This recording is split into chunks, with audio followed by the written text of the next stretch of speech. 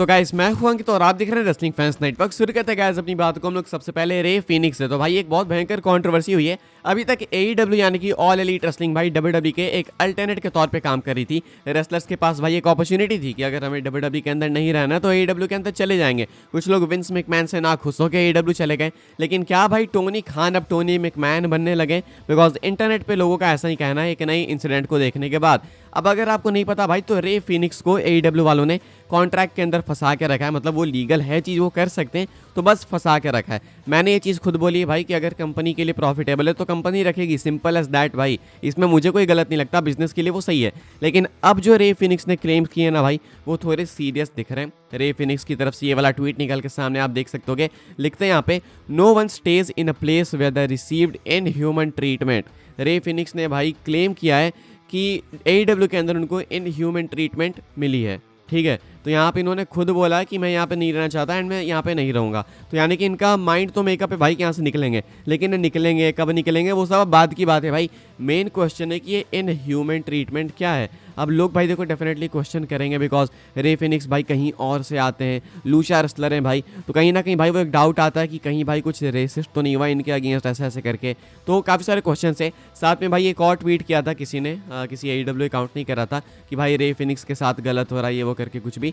तो रे फिनिक्स भाई रिप्लाई करते हैं एंड लिखते हैं, I will have my chance to speak the truth. तो भाई ये वेट कर रहे हैं, जब समय आएगा ना भाई तो सच्चाई बताएंगे। अब देखो इनकी बातों से भाई साफ पता चल रहा है यार, किसी के पास भी हल्का सा भी दिमाग होगा तो वो समझ जाएगा कि हाँ भाई इनके साथ कुछ तो शायद गलत हुआ है। अब ये गलत किसी भी तरीके से हो सकता है भाई, हो सकता है बैक स्टेज पॉलिटिक्स हो सकता है भाई कुछ रेसिस्ट हो इनके अगेंस्ट। अब वो क्या है वो तो तभी पता चलेगा भाई जब ये AEW की डील से बाहर निकलेंगे एंड उसके बाद ये इंटरव्यूज़ वगैरह देंगे। तो मुझे अभी मालूम है क्या लगता है क्या होने वाला है। इनको AEW अब ज़्यादा फंसा के रखेगी नहीं, बिकॉज इन्होंने पब्लिकली ये स्टेटमेंट डाल दिया ना। तो मुझे लगता है कि अब AEW वाले डरेंगे तो डेफिनेटली इस चीज़ से कि भाई अब फैंस क्या सोचेंगे हमारे बारे में। हमेशा से टोनी खान भाई अपने आप को इसी तरीके से सेल करते हैं कि भाई मैं तो अच्छा आदमी हूँ, विंस मैकमैन तो एविल है, WWE एविल है, हम अच्छे लोग हैं। इवन भाई इन्होंने प्रेस इवेंट वगैरह में भी ये सारी बातें कह रखी है। तो अब वो अपनी नेगेटिव PR होते हुए नहीं देख सकते एंड यहाँ पे तो PR भी नहीं बोल सकता भाई मैं, ये तो जो भी है रियल है। तो ऐसे में भाई वो जल्दी से जल्दी मुझे लगता है कि रे फिनिक्स को कॉन्ट्रैक्ट से निकाल देंगे, अगर इन्होंने अभी तक नहीं निकाला है तो। एंड जैसे निकालेंगे भाई रे फिनिक्स, उसके बाद भांडा फोड़ना चालू करेंगे, बिकॉज ये कहीं ना कहीं सीरियस चीज़ है। मेरे अकॉर्डिंग भाई मुझे ऐसा लगता है कि कुछ भयंकर ही रिवील होगा एंड इसके बाद AEW जो कि धीरे धीरे मड में जाते हुए दिख रही है, वो शायद खाई में सीधा गिरेगी धबाक से, मुझे ऐसा लगता है। बाकी ये थिंक थोड़ी सी सीरियस है भाई। आपको क्या लगता है कमेंट करके बताना। ये एक नई न्यूज़ निकल के सामने आई है रे फिनिक्स को लेकर। पेंटागन जूनियर भाई फ्री एजेंट बन चुके हैं, लेकिन वो WWE के अंदर आएंगे क्या या फिर वो वेट करेंगे रे फिनिक्स का, वो एक क्वेश्चन है। तो रे फिनिक्स के साथ भाई ये ड्रामे लगे हुए हैं करेंटली। आगे बढ़ते हैं गाइस, हम लोग बात करते हैं अगली स्टोरी के बारे में जो कि सेथ फ्रीकिन रॉलिंस को लेकर। तो भाई काफ़ी सारे लोग इस चीज़ को पूछ रहे हैं कि भाई रॉलिंस हील बनेगा या फिर फेस रहने वाला है, क्या है भाई इसको लेके पूरी कहानी मैं आपको बता देता हूँ। रॉलिंस रिसेंटली में देखने को जो मिले जिस तरीके से, जिस एटीट्यूड के साथ में, वो एटीट्यूड भाई डेफिनेटली बेबी फेस का तो नहीं है। साथ में भाई अपडेट्स भी निकल के सामने आई थी कुछ टाइम पहले कि रोड टू रेसलमेनिया में WWE दोनों में से किसी एक को हील बना सकती है। उसके बाद फिर आई थी अपडेट निकल के सामने कि नहीं भाई दोनों में से किसी को बनाने की नीड है नहीं। लेकिन अभी जिस तरीके से WWE भाई टेलीविजन पर दिखा रही है चीज़ों को, वो देख के लगता है कि सेथ रॉलिंस बनने वाले हैं हील। मोस्ट लाइकली भाई रॉलिंस हील बनेंगे एंड ये होगा तब जब भाई CM पंक शायद रंबल मैच को जीतने वाले होंगे, तभी आके रॉलिंस या तो एलिमिनेट करेंगे CM पंक को मैच से, यानी तो भाई हो सकता है कि सेथ रॉलिंस बाहर से ही खींच ले CM पंक को, कुछ ऐसा कर दे। अब इससे भाई रॉलिंस फुल स्टैब्लिश हो जाएंगे हील के तौर पे, बिकॉज CM पंक ने कह रखा है भाई कि अब चैंपियनशिप है नहीं तुम्हारे पास, तो मैं तुम्हारे पीछे आके क्या करूंगा। लेकिन भाई रॉलिंस को चैंपियनशिप से कोई मतलब नहीं है, उनको है पर्सनल प्रॉब्लम CM पंक के साथ में। तो वो तो खुन्नस निकालने के लिए मैच चाहेंगे कि भाई हमारा मैच हो रेसलमेनिया में, एंड पंक बिना टाइटल के वो मैच करना नहीं चाहेंगे। तो ऐसे में रॉलिंस भाई हर लिमिट क्रॉस करेंगे एंड इसी लिमिट्स को क्रॉस करने में वो बन जाएंगे एक हील टैलेंट वापस से। मुझे लगता है भाई Seth Rollins as a heel बहुत ज़्यादा बेटर है। आखिरी टाइम अगर उनका कोई हील कैरेक्टर मुझे पसंद आया था तो मंडे नाइट मसाया वाला था। उसके बाद ये विजनरी कैरेक्टर को मैं कभी हील समझता नहीं था, बिकॉज ये वो वाला कैरेक्टर था भाई, हील भी नहीं कह सकता आप इसको, फेस भी नहीं कह सकते, ट्विनर कह सकते हो। उसके पहले भाई मसाया वाले कैरेक्टर से पहले वो आर्किटेक्ट वाला कैरेक्टर भाई, वो तो कमाल का कैरेक्टर था। तो अगर भाई रॉलिंस वैसा कुछ टच कर पाते हैं तो बहुत मज़ा आ जाएगा। एंड मैं तो चाहता हूँ भाई ये जो ड्रिपी क्लॉथ्स पहन के आते हैं भाई ये सब कुछ चेंज हो जाए एंड उसके बाद रॉलिंस वापस से जो पहले गियर पहनते थे 2014-15 में या फिर 2020 तक जो पहनते आए थे भाई, वो अगर गियर पहनने लगेंगे रॉलिंस तो ज़्यादा मजा आएगा। मैं तो वो चाहता हूँ, लेकिन हाँ भाई वो सब बाद की बात है, एडिशनल चीज़ें।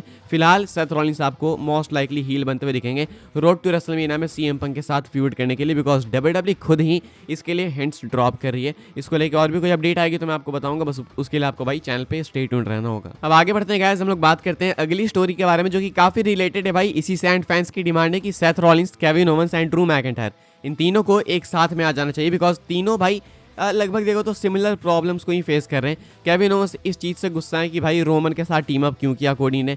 रॉलिंस तो भाई पर्सनल वेंजेंस है ही उनकी भाई सीएम पंक के साथ में, तो वो फ्रस्ट्रेशन वाली चीज़ भाई आप तीनों के अंदर देखोगे। सेम गोज विथ मैकिंटायर भाई अभी साफ क्लियर करेंगे कि आखिर उन्होंने क्यों अटैक करा, क्यों नहीं करा, आगे क्या होगा, लेकिन तीनों काफ़ी फ्रस्ट्रेटेड दिख रहे हैं अपनी अपनी चीज़ों में।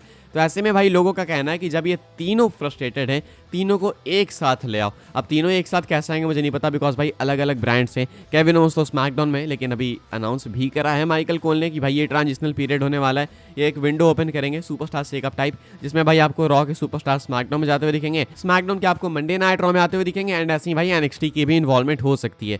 तो ये इन्होंने अनाउंस करा, तो मे भी हो सकता है भाई कि इसी में केविन ओवंस रॉ में चले जाएं, या फिर क्या पता वो दोनों स्मैकडाउन में आ जाएं, कुछ हो सकता है। लेकिन फैंस की डिमांड है भाई कि इन तीनों की आप एक बहुत स्ट्रॉन्ग फैक्शन बना सकते हो। लेकिन दिक्कत है ना कि फिर रोड टू रेसलमेनिया कहीं ना कहीं भाई इससे अफेक्ट होने लगा, बिकॉज तीनों की इंडिविजुअल स्टोरीज बहुत मैसिव है एंड वो अकेले अकेले ही काफ़ी है। आप क्या सोचते हो भाई कि आपको लगता है तीनों को साथ मिलाना चाहिए, सील 2.0 बनाना चाहिए कुछ ऐसा?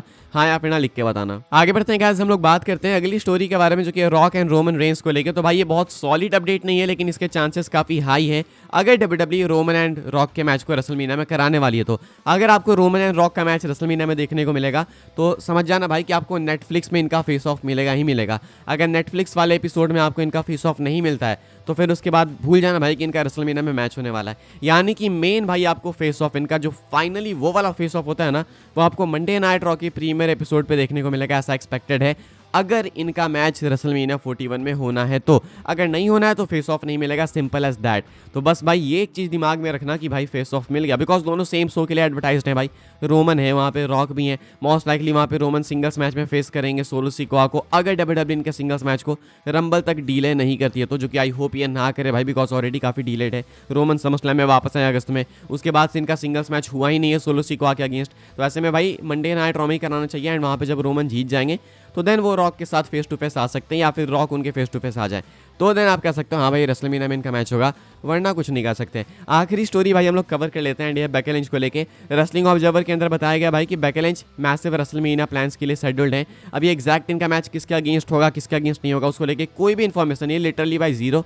लेकिन आपको कहीं ना कहीं बेकी लिंच किसी मैसिव रेसलमेनिया प्लान में इन्वॉल्व होते हुए दिखेंगी। तो आप अब भाई गेस कर सकते हो, मैं एग्जैक्ट नहीं बता सकता भाई कि किसके अगेंस्ट जाएंगी, किसके अगेंस्ट नहीं जाएंगी, लेकिन मुझे लगता है किसी न्यू टैलेंट को ही ओवर करेंगी। लेकिन ये काफ़ी टाइम से ओवर करते आई तो मैं वो चाहूँगा भी नहीं। लेकिन फिलहाल ये कुछ है भाई बेकी लिंच को लेकर अपडेट कि मैसिव प्लान्स इनके लिए रेसलमेनिया के लिए। ऐसी सेम अपडेट रिया रिप्ली के लिए भी थी, बियांका के लिए भी थी। तो प्लान्स तो सबके लिए मैसिव है, लेकिन देखना है कि बेकी के लिए क्या कुछ है। एलेक्सा भी उस टाइम पे आपको वापस देखने को मिल जाएंगी बाय द वे, ये भी रिपोर्ट्स का कहना था। फिलहाल भाई इस वाली वीडियो के लिए सारी अपडेट्स थी। आई होप्स आपको इन्फॉर्मेशन मिले तो वीडियो को लाइक करें, शेयर करें, सब्सक्राइब करें चैनल को। And tag team talk down का न्यू एपिसोड आज शाम को आ जाएगा भाई, तो वो भी बहुत मस्त है, एंड कुछ उसमें अनाउंस भी करा हमने, तो उसका भी वेट करना। बाकी मिलूंगा मैं आपसे अगले वीडियो में, तब तक के लिए good bye, thanks for watching.